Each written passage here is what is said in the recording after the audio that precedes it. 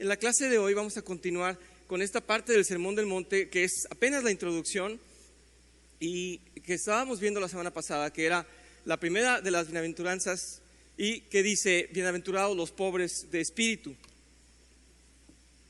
Como resumen, simplemente les recuerdo, habíamos dicho que el pobre de espíritu es aquel, y podemos aplicarlo de esta manera, aquel que es pobre de espíritu humano, de una manera de pensar a su forma, en sus voluntades, sobre todo eso, en sus voluntades, y que no está rendido a Dios, que en todo lo que hace busca su placer, vamos a decirlo así, que ser Él el que es glorificado, Él es el que es el centro del mundo, él es el que decide cuáles son sus metas y cuáles son sus rumbos y va a perseguirlos por un impulso totalmente humano. Por lo tanto, el que es pobre de espíritu abandona todo eso y está despojado de eso. Es aquel que se rinde y dice: Señor, estoy vacío de mi voluntad y vacío de cualquier placer y de cualquier plenitud que pueda yo conocer, porque no la tengo, no la puedo conseguir por mí mismo. Ese es el pobre de espíritu, el que se rinde a Dios y que quiere estar lleno del Espíritu de Dios. Decíamos la semana pasada que no podíamos, dice la Biblia, poner vino nuevo en un odre viejo. Se busca que el odre sea nuevo, que aquel recipiente de vino esté purificado, que no tenga nada de lo viejo. Y es lo que el Señor busca en nosotros, que estemos vacíos del antiguo hombre, de la antigua criatura, que era pecaminosa y que estaba en corrupción y que tenía una mente que solamente le decía: busca tus cosas, busca tus placeres. Y eso es lo que quiere enfáticamente el Señor cuando dice: bienaventurados los pobres de espíritu. Así es que nos lleva a una convicción de algo mucho más alto que lo que el mundo nos está promoviendo. Y esto va en contra, entonces, decíamos, de la humanidad caída, del mundo inconverso. Es totalmente en contra. Por eso es que no les gusta, y tienen mucha razón en que no les guste el Sermón del Monte, porque no es para nada una buena filosofía, no es para nada bonita, no es ni siquiera fácil de llevar. Es más, es imposible de llevar si no se es nacido de nuevo. En la primera clase habíamos dicho que no podemos tomar, por excelso que sea y por puro que sea y por digno que sea el sermón, no podemos aplicarlo a una sociedad como la receta para su éxito, la receta para salvar el mundo. Y por varias razones. Yo les decía, número uno, no se puede porque no podemos cumplirlo si no es con la ayuda de Dios. Así es que a la sociedad no le va a gustar y no lo van a querer aplicar, y aún si quisieran aplicarlo, no podrían porque no han nacido de nuevo. La segunda razón, o algo que es mucho más profundo teológicamente, es que obviamente el mundo está caído. No puede corregirse con simples actos que persigan una buena moral. Con una buena estructura social no puede salvarse el mundo. ¿Por qué? Porque falta la redención. Si no hay redención, el mundo sigue en pecado. Si no viene el Salvador, estamos todos perdidos. Por lo tanto, nuestros actos no nos salvan. Una sociedad no se salva con actos de buena conducta. Tendría que haber redención para que haya un comportamiento santo. En fin, no es aplicable a la humanidad. Este sermón está dirigido específicamente a los que han nacido de nuevo. Y en esta parte estábamos diciendo ya habíamos explicado qué era ser pobres de espíritu, y en este momento decimos lo que no es ser pobre de espíritu. Habíamos iniciado la vez pasada a decir: no significa que deberíamos ser tímidos, débiles o flojos, ¿verdad? Perezosos, para decirlo de la correcta manera. Nadie es pobre de espíritu por naturaleza. Eso es dado en la gracia a los convertidos, dice el autor. Bueno, por lo tanto, alguien podría decir, ya lo habíamos citado, alguien podría decir: fulano, él no es rebelde, él es totalmente pacífico, no tiene problemas, yo creo que él es un convertido, yo creo que él es hijo de Dios. Y podríamos estar confundiendo con una persona perezosa, que no tiene ánimo para hacer nada, que es alguien totalmente apático con el mundo, y nosotros lo estamos viendo de lejos: mira qué tranquilo es, qué dócil es. No, él es flojo. Oye, pero qué bien se porta. No, él es perezoso, no le importa nada.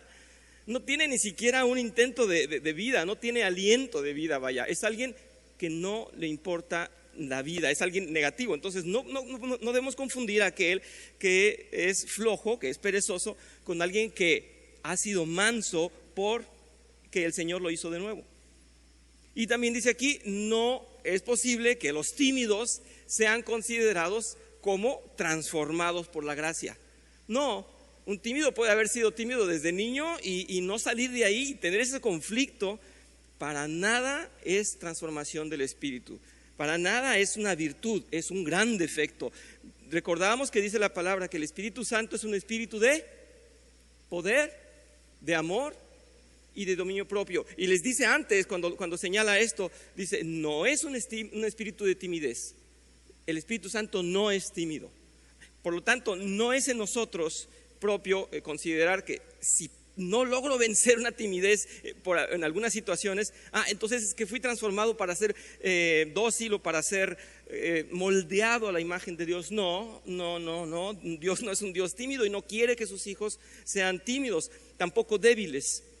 Bien, pues eso es un punto. No es tener transformación de Dios, no es ser pobre de espíritu, ser tímido, débil o flojo.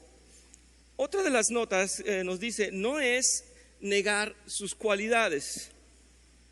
El texto dice así, dice, esto puede llegar a negar la bendición de Dios y los talentos que a cada uno nos ha dado. La palabra de Dios nos enseña que debemos poner en práctica los talentos y utilizarlos de manera eficiente en nuestras vidas.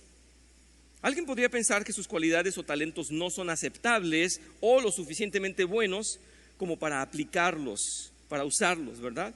O al compararse con otras personas siente que no tiene la preparación necesaria para aportar. Entonces prefiere negar que tiene cualidades para tal o cual tarea. Y esto, que cada quien se examine, puede ser que nos corresponda a cada uno de nosotros si algunas veces somos invitados a hacer algo o algunas veces creemos que no somos capaces. Dice, no estamos hablando exclusivamente de los ministerios de la iglesia, sino de nuestro desempeño en todas las áreas de nuestra vida.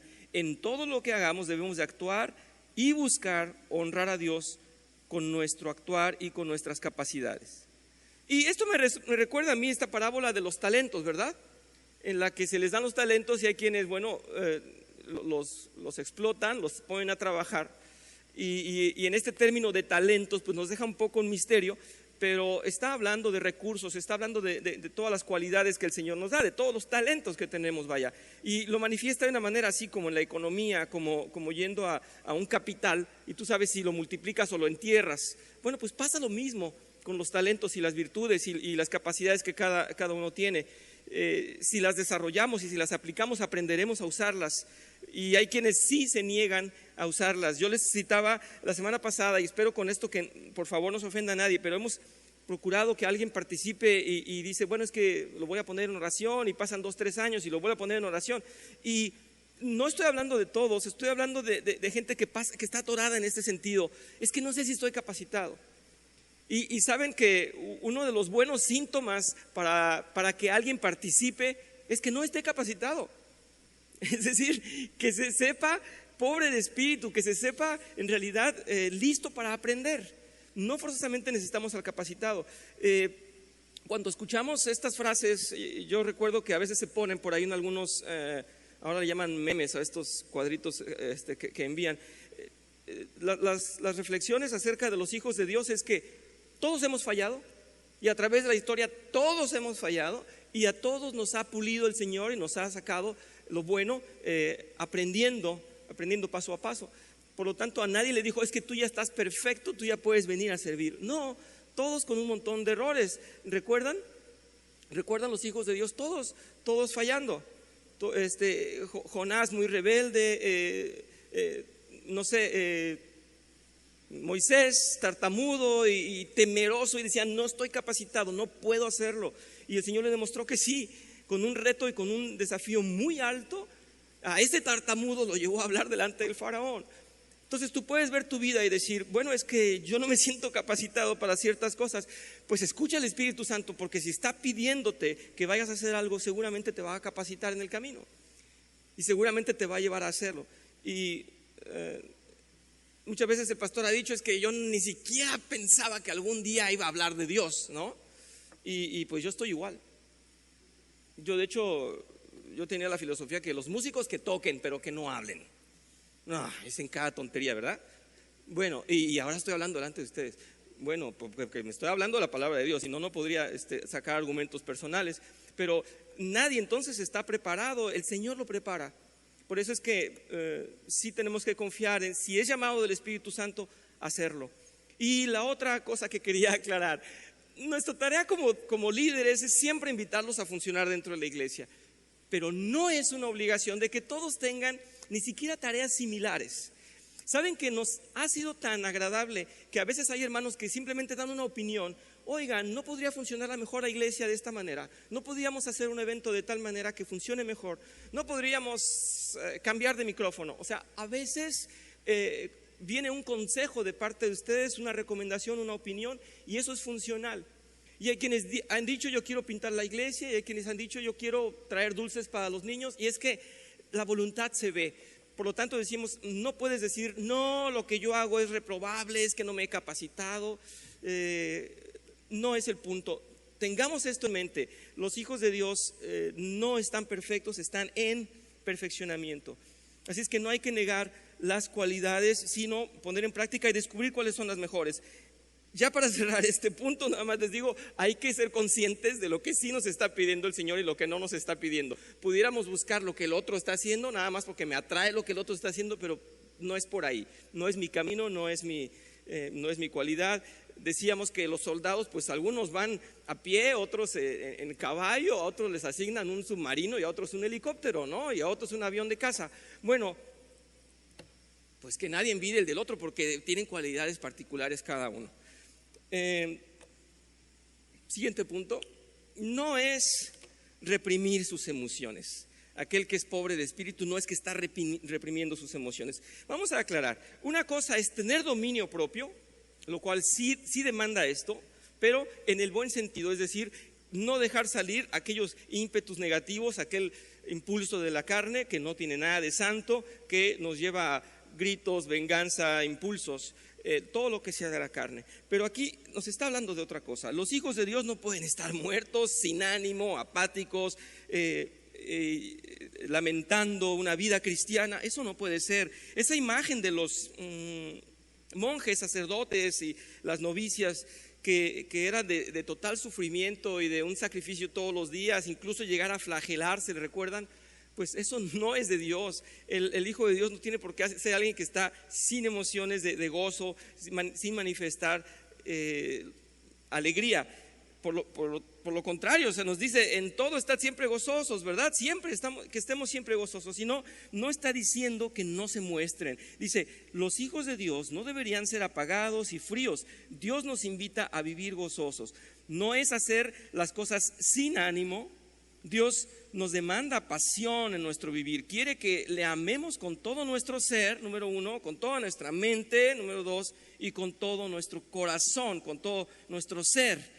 Entonces, no puede ser que solamente una parte, y en esto sí, a mí me duele que se considere que cantar alabanzas es cantarle como a un muerto, y cantar de la manera más triste y apenas gesticular y no moverse y estar así para que no vayan a pensar que soy emocional. Tienes que ser emocional. La emoción que nace del conocimiento de Dios y de la convivencia con Dios, de la comunión con Dios, es emoción santa, ¿sí o no?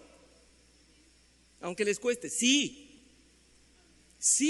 Es totalmente diferente que haya una iglesia en donde las emociones triunfan por sí solas y donde se les pone una música y ahora hermanos aquí ahí la emoción es la que domina.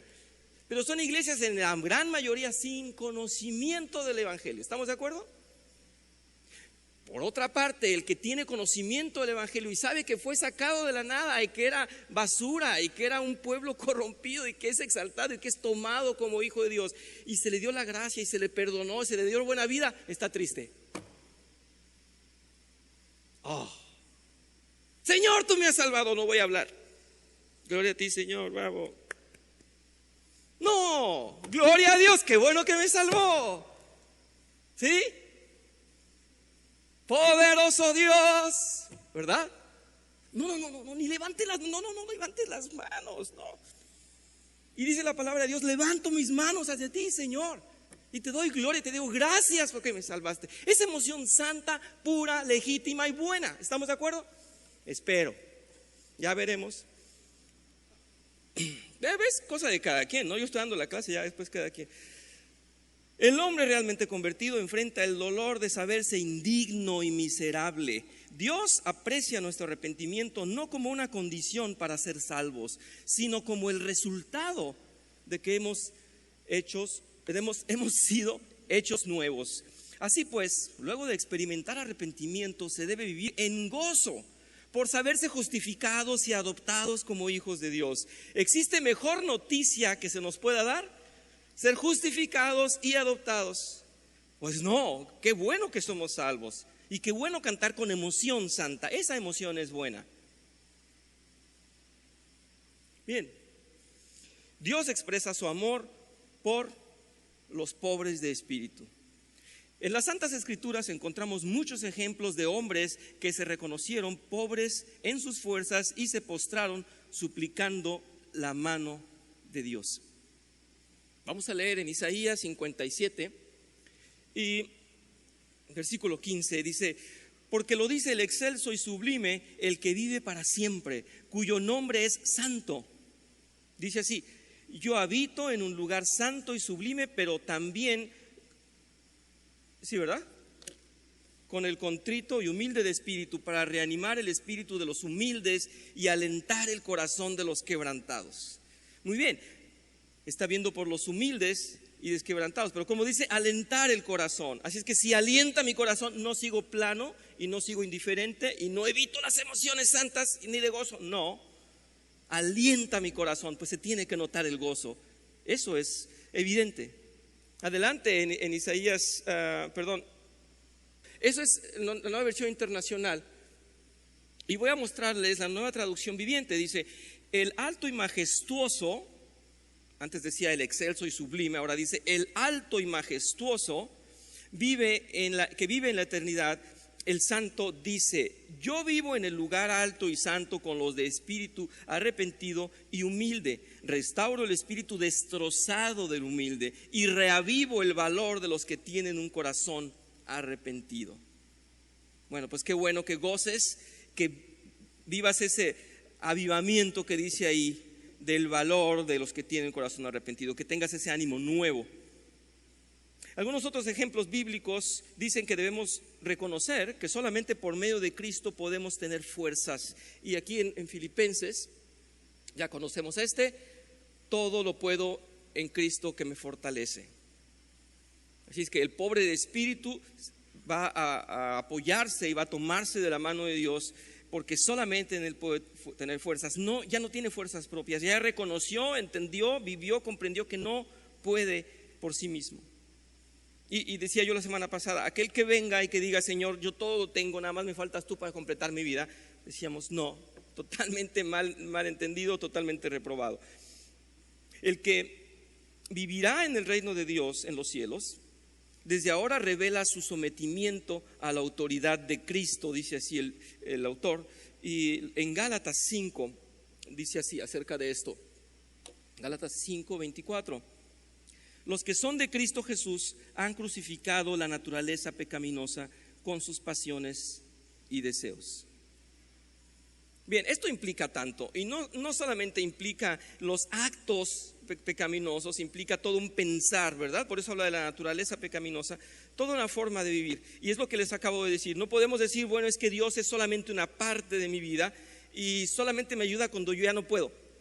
O sea, yo sigo el camino y cuando ya no puedo, ahí es cuando le pido a Él ayuda. Ni siquiera podemos decir que Él me quiere autónomo. No, Él nos quiere dependientes de Él. Y vean que en esto hay un malentendido. Yo se los digo a título personal. Cuando yo inicié sirviendo al Señor y estudiando y todo esto, yo decía: qué bien, Él quiere que yo ponga todo de mí y que yo salga adelante. Ya cuando no pueda, Él me va a ayudar. Y la verdad es que yo he pasado por tanto, y no me estoy quejando, estoy diciendo que hemos pasado, y lo digo también por mis hermanos que están en el ministerio, que nos va quitando cosas el Señor. Y a veces pensamos, bueno, Señor, te sirvo, pero como que yo tengo mi rinconcito de cosas mías y como que esas, ¿verdad que no me las vas a tocar? Y no es así. Te va moldeando y te va quitando cosas y te hace totalmente dependiente de Él. Y eso puede dar escalofríos, pero es súper emocionante. Súper emocionante porque es un reto.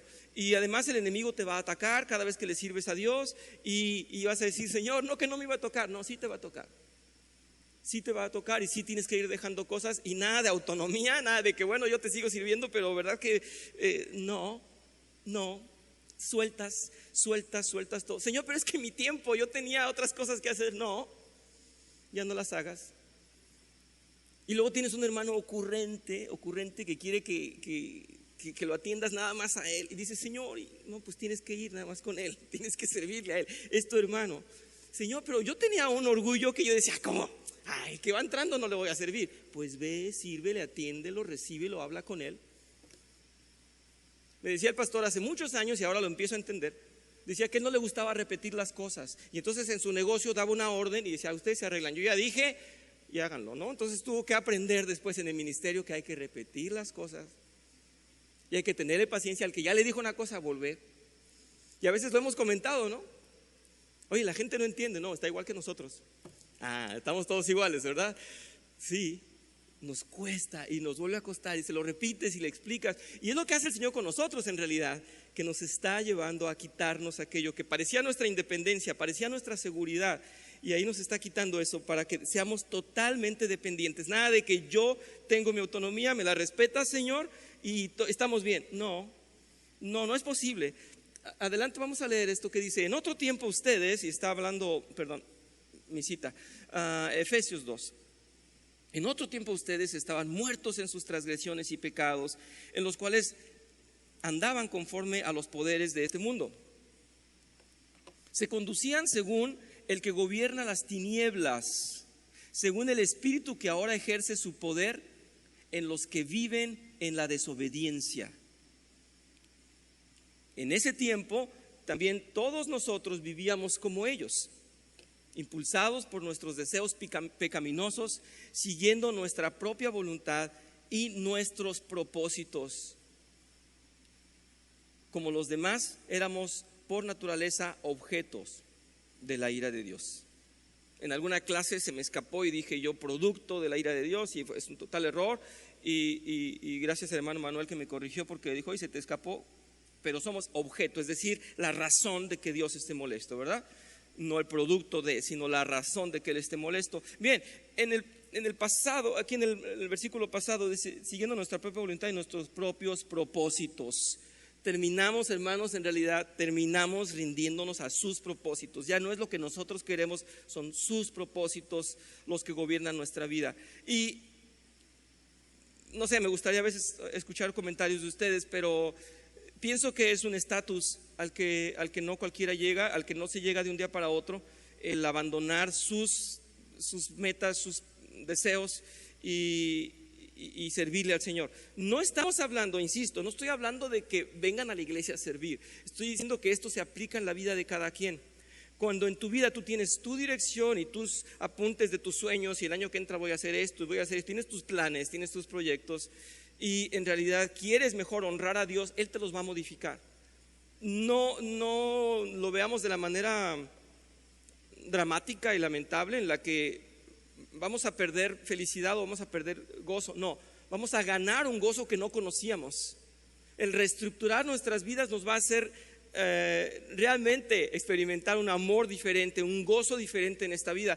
¿Por qué? Pues simplemente porque el construir en este mundo es construir en algo que se va a podrir, que se va a caer.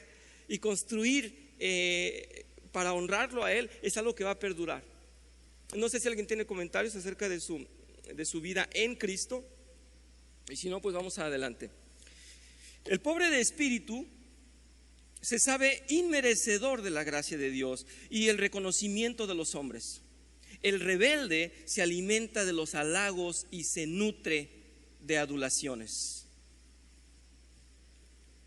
En Isaías 6 dice: ay de mí que estoy perdido, soy un hombre de labios impuros y vivo en medio de un pueblo de labios blasfemos. y no obstante mis ojos han visto al Rey, al Señor Todopoderoso. Bien, creo que es una imagen impactante de cómo el que se reconoce pecador está viendo al Señor, está enfrentándose a Dios, está reconociendo lo impuro y lo inmerecedor, y está diciendo: aún así el Señor ha tenido gracia, aún así el Señor ha tenido misericordia y le puedo ver. Hay tantos pasajes que pudiéramos mencionar. Por ejemplo, Esteban, cuando está siendo asesinado, que dice que ve la imagen de Dios y es un regalo de Dios. Es el aliento más grande que puedes tener. Si estás muriendo y estás viendo al Señor enfrente, pues ya me quiero ir de aquí. Ya está el Señor enfrente, y esto es un hombre arrepentido. Este es un hombre que está diciendo: ay de mí, pero con todo eso estoy viendo a Dios enfrente. Esa es la gran misericordia. Por eso es que el arrepentimiento es algo tan necesario en nosotros. Por eso es que a veces nos puede dar vergüenza y decir: no, yo por qué me arrepiento, o cómo es que vamos a presentarle al mundo que los cristianos somos seres arrepentidos. Pues debemos, porque el mundo no lo quiere ver, y al mundo es más, ni le importa. Pero nosotros, sin experimentando el dolor de quiénes éramos antes, podemos verle a Él. De hecho, solamente puede ver a Dios el que se ha arrepentido. ¿Recuerdan? Solamente puede ver a Dios aquel que ha nacido de nuevo. El arrepentimiento es indispensable. Y aquí Isaías está diciendo, quiero que lo vean bien: ay de mí que estoy perdido, un hombre de labios impuros y vivo en medio de un pueblo de labios blasfemos, y no obstante mis ojos han visto al Rey, al Señor Todopoderoso. Ese es el gozo, esa es la felicidad. Eso no se puede ocultar. Por eso nos están diciendo: no puedes estar muerto en emociones, no puedes apagarlas, no puedes decir: mejor no les demuestro que estoy gozoso. ¿Por qué no? Ay de mí, estaba muerto, era yo blasfemo, era yo, aquí dice, estaba yo perdido, un hombre de labios impuros.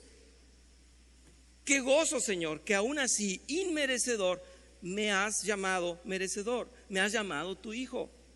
Pues qué bueno. En esta imagen que nos presenta del rey y su pueblo que va a verle, aquel que entra a ver al rey y que le dice el rey: te nombro mi hijo, que va a decir: muy bien, gracias. No, sale así como pies y cabeza, como en las caricaturas: ¡ay, soy hijo del rey! ¿Verdad? No hay que tener gozo. Sí, hay que tener gozo. Claro que sí, el buen gozo, ¿verdad? He visto al Rey, al Señor Todopoderoso.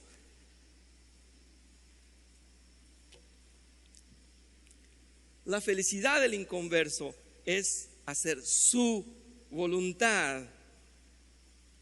La felicidad del creyente es hacer la voluntad de Dios. Por eso venía yo hablando de esto. Cuando el Señor reestructura tu vida, ya ves que tus planes no te iban a dar el gozo que tú querías.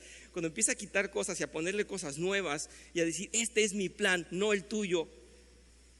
Y en realidad ya no quieres ver los bienes del mundo, sino lo que está estructurando el Señor para ti. Y dices: está mucho mejor. Está mucho mejor. Yo he tenido en la memoria y guardo en mi corazón con mucha emoción testimonios de padres de familia que se han convertido aquí en esta iglesia y que han empezado a decir: ¿saben qué? Mi familia cambió. Mis hijos tienen orden. Mi esposa me respeta más. Yo quiero eso. Y yo por eso vine a la iglesia, porque pues yo me negaba, pero ahora que veo que la familia está estructurada, yo quiero ese plan de Dios. Yo tenía otro modelo de vida, pero esto es lo que yo quiero. Tengo paz, tengo tranquilidad, hay una razón de vivir que es mucho mejor que la que yo estaba planeando para mi familia. Yo quiero esto. Esos son los planes de Dios. Y es una estructura hermosa la que te da Dios. Al principio no va a cuadrar, no te preocupes. No va a cuadrar para nada. No se va a parecer. Es como si tú tienes tu casa con un estilo gótico y te vienen a poner un estilo acá diferente, totalmente, o romano, o campirano. Ponle el nombre que tú quieras, ¿verdad?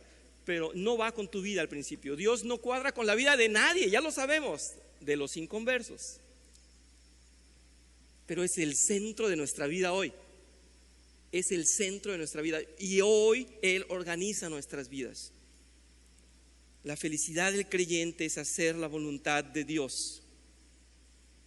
El verdadero creyente lucha entre el deseo de su carne y el deseo del Espíritu Santo, porque la carne va a estar siempre jalando, ¿verdad? Y va a tener impulsos del mundo, pero su gozo va a estar siempre en Dios. Y el autor nos regala esta frase, dice así: si alguien dice sentir en la presencia de Dios algo que no sea una absoluta pobreza de espíritu humano, quiere decir que nunca ha estado frente a Él.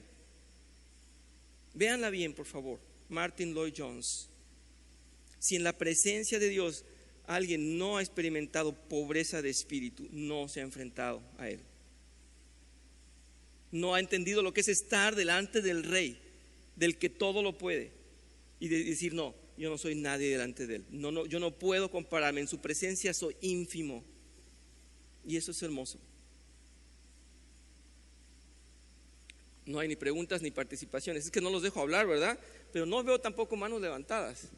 Espero que no estemos hablando de los tímidos que decía que no, muy bien. Bienaventurados los que lloran. Vamos a ver un poquito de la clase próxima, o avanzando las bienaventuranzas. Dice: dichosos los que lloran, porque serán consolados, en Mateo 5:4. No, yo creo que Libertad Lamarque va a estar ahí, en la puerta del cielo, porque cómo lloraba. ¿Se acuerdan Libertad? No, ya, es que muchos no saben. Era una actriz de mis tiempos, de nuestros tiempos, ¿verdad? Y lloraba muy bien, decía mi abuelita: qué buenos papeles le dan a Libertad Lamarque. Sí, siempre lloraba. Entonces, bueno, bienaventurados los que lloran, felices son los que lloran, podríamos decir. El mundo considera esta afirmación como ridícula. Si hay una cosa que el mundo trata de evitar, es el dolor, es el llorar. Todo él está organizado y basado en la idea de que hay que evitar el dolor. La filosofía del mundo es: olvídense de los problemas, vuelvan en la espalda, hagan lo posible por evitarlos. Tómate otra, se te olvida. Olvídense de los problemas, dice el mundo. Es más, si tú vas atormentado con un psicólogo que te dice: no, justifícate, justifica todas tus razones, es que todo tiene una razón, tú estás bien, olvídate de los problemas. Es la primera estrategia, y vaya, le dará muchas vueltas, pero el punto es de que tú nunca seas culpable. El mundo aprecia a quienes aparentemente no sufren: los ricos y poderosos, los influyentes, los famosos, los exitosos en los negocios, etcétera. Ellos muestran siempre su cara de felicidad, nunca su realidad. No veo yo cómo puedo ver la entrevista, por ejemplo, de tal o cual artista, en el cual se le diga: ¿cómo estás? Y que diga: híjole, anoche dormí mal y tengo un problema con el banco y mi hijo necesita más atención. Pero ¿cómo están ustedes, verdad? No, él tiene que decir: no, hombre, todo me va excelente. Ya viene mi próximo disco, tengo entrevistas mañana, nos vemos en el concierto, todo está muy bien. Y tu vida, no, excelente, ¿verdad? No vemos a alguien que nos cuente sus problemas, porque el artista, el famoso, el que representa la alegría, el éxito, pues no nos va a hablar de sus problemas. De hecho, hablar de problemas es algo, ¿cómo puede ser? Es indignante. El concepto de bienestar del mundo es puramente material y momentáneo. No es así el bienestar que Dios nos enseña. Lo que hablaba hace un momento, el bienestar en el plan de Dios es estable. Este es fundamental en las cosas más sublimes, mucho más que la materia, más que lo terrenal, está lo eterno. Jesús estaba afirmando que el cristiano sufre, que llora y busca consuelo. Los hijos de Dios sufrimos porque podemos apreciar con vista justa la desviación del mundo. Ojo con esto: con vista justa la desviación del mundo. Mientras el mundo continúa ciego en las tinieblas de su degeneración. Este hombre escribía muy profundo, pero transcribirlo a veces, o traducirlo o aplicarlo a veces cuesta, pero es más o menos lo que está diciendo el señor Lloyd Jones. Está diciendo: aquel que es cristiano ve la injusticia en el mundo y no está contento, y llora por eso, y llora por un mundo ciego. Esto se parece un poco a nuestro pueblo, ¿verdad? Con gobernantes que siguen ciclos haciendo lo mismo y están ciegos ante lo que está pasando mal. Y sí nos dan ganas de llorar. Aquel que se levanta y yo recuerdo que veía a mi abuelo y después a mi padre ver las noticias por la mañana. Yo digo: ¿cómo pueden? ¿Será que el mundo ya no es el mismo y que las noticias eran más bonitas antes?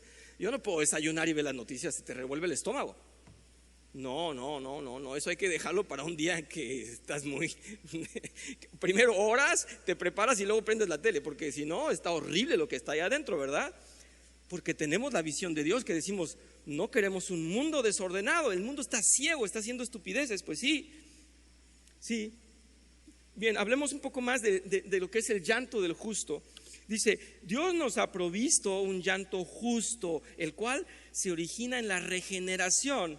Y viene a hablar de lo que habíamos hablado en los versículos pasados. Dice, porque es un llanto de arrepentimiento. Al sabernos injustos, inmerecedores de su gracia, lloramos por recibir la salvación pese a nuestra maldad. Es lo que acababa de decir Isaías. Y ahora en 2 de Corintios, perdón, no le avancé. Me brinqué. 2 de Corintios 7, versículo 10. El apóstol Pablo escribe así: la tristeza que es según Dios, y vamos a aplicar bien esto, produce arrepentimiento para salvación, de lo cual no hay que arrepentirse, pero la tristeza del mundo produce muerte. Disfrútenlo, léanlo otra vez. No traigo más versiones, pero quiero explicar esta. La tristeza que es según Dios, es decir, que nace de Dios, que la propicia Dios, produce arrepentimiento. Es el único momento en que vamos a estar tristes delante de Dios, cuando vemos nuestra culpa. Es el único, repito, porque veníamos de muerte, veníamos de oscuridad, nos recibe, nos regenera y nos damos cuenta de cómo veníamos pecando. Y es el único momento de dolor, porque es para salvación. De la salvación, no hay que arrepentirse. No te vas a arrepentir nunca de haberte enfrentado a Dios. Pero la tristeza del mundo produce muerte. Por lo tanto, el llanto de los hijos de Dios es un llanto justo. Es lo que veníamos diciendo, ¿verdad? Llanto justo, el llanto del justo.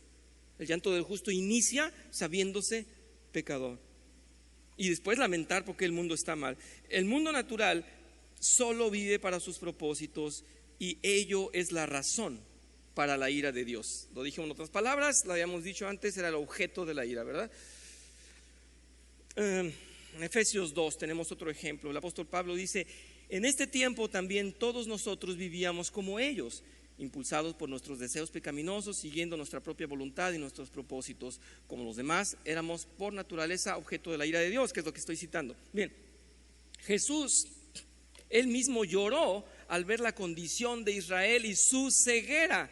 Cuando en Lucas 19 se nos presenta esta parte, dice: cuando llegó cerca de Jerusalén, al ver la ciudad, Jesús lloró por ella, diciendo: si en este día tú también entendieras lo que puede darte paz, pero ahora eso te está escondido y no puedes verlo. Pues van a venir para ti días malos en que tus enemigos harán un muro a tu alrededor, te rodearán y atacarán por todos lados y te destruirán por completo. Matarán a tus habitantes y no dejarán en ti ni una piedra sobre piedra, porque no reconociste el momento en que Dios vino a visitarte. Estaba hablando de esta profecía para Israel, para Jerusalén, y ya les comentaba yo, no sé si la clase pasada o hace 2 clases, Israel había sido exenta de impuestos por tantos años. Pero llega el momento en que no, cambia la situación política, cambia la situación en el mundo, cambia la situación dentro del pueblo de Dios también, y de los judíos, y llegan a cobrarles, y ellos dicen: no, ¿por qué vamos a pagar? Y en lugar de negociar, dice este historiador, creo que es Josefo o Josefus, o no sé si es él, pero dice, es lamentable, porque si al menos hubieran negociado, se hubiera podido llegar a un acuerdo, no hubiera habido tanta catástrofe. Pero los israelitas se encerraron y dijeron: no, nos vamos a proteger en nuestra ciudad amurallada, y no sabían que era su propia trampa. Y les estaba diciendo: ustedes estaban ciegos, tú no quisiste despertar. El Señor Jesús está llorando delante de ellos y está dándoles esta profecía, está diciendo: te van a destruir y tú sigues ciego. Y estaba llorando el Señor, lamentándose la necedad del hombre. Hace un par de semanas tengo un hermano que estaba leyendo esto, y estaba leyendo otra parte de la profecía donde dice: huye mientras puedas. ¿Recuerdan esto? huye mientras puedas, brinca por las azoteas y salte de la ciudad, huye mientras puedas. Y entonces el hermano me estaba diciendo, yo me quiero ir de la ciudad, porque oí ese mensaje, yo me quiero ir de la ciudad. No, no es así. Ese mensaje era muy específico. Es que hay quienes les digo, ponen el dedo en la Biblia y dicen, ese mensaje es para mí. Bueno, pues no, todo tiene un sentido. Lo sacó de contexto. Si se va a la ciudad, bueno, dejaremos de verlo, pero el hermano estaba emocionado porque esa profecía decía que era para él. Tampoco puedo negarlo, pero no es así de generalizada. Nosotros lloramos mientras el mundo celebra hoy en día que se dé aprobación a las parejas homosexuales, se legalice el matrimonio de ellos, que las autoridades sean cada vez más injustas, que se legalice el aborto. Como pie de nota puse aquí, los narcotraficantes tienen miles de personas que los defienden y los quieren, ¿verdad? Es más, tenemos autoridades que dicen que mejor hay que, en lugar de enfrentarlos y declararse como un gobierno anticriminales, dice que mejor hay que, muchos de aquí no están de acuerdo. Mejor hay que darles abrazos, hombre. Ridículo, totalmente apestoso, pecaminoso. El pueblo y gobernante debe declararse en contra de la maldad, ¿sí o no? Muy bien. Bueno, por seguro muchas personas reciben beneficios de la corrupción. Piensan que esa es su victoria. Logran ventaja en este mundo sin importarles nada más. Su avaricia y confort es el momentáneo y dado a que es deshonesto tendrán que pagar las consecuencias. Nos duele que las doctrinas falsas tengan más seguidores, que la apostasía sea cada vez más común y que las generaciones nuevas deban ser más difícilmente formadas en santidad. Pero el creyente también llora por sus propias debilidades, las cuales le llevan a pecar y entonces se arrepienten nuevamente. Dios dice entonces, bienaventurado si es que lloras por estas razones. Bienaventurado porque significa que tus ojos están abiertos y que no estás más ciego ni preso de tu humanidad. Si ves el mal tuyo o ajeno y eres indiferente, no tienes un corazón de Dios. Si no te conmueve el inconverso cuando gasta su vida en vanidad, seguramente eres sensible a la triste condena, a la que se enfrenta. No eres sensible, voy a decirlo completo. Si no te conmueve el inconverso cuando gasta su vida en vanidad, seguramente no eres sensible a la triste condena a la que se enfrenta. Bien, creo que fue suficiente acerca del llanto justo. Viene un poco cuál sería el malentendido, pero creo que me voy a llevar más tiempo del que yo quisiera. Vamos a dejarlo aquí y tomaremos aquí en la clase próxima si Dios nos da la oportunidad. ¿Está bien? ¿Tienen alguna duda acerca de esto? Sí, perdón, gracias. Leslie, ¿podrías ayudarme con el micrófono para el pastor? Por favor. Gracias. Este asunto del llanto siempre está ligado a tristeza, está ligado a pérdida. Siempre lo ves mucho en los cementerios.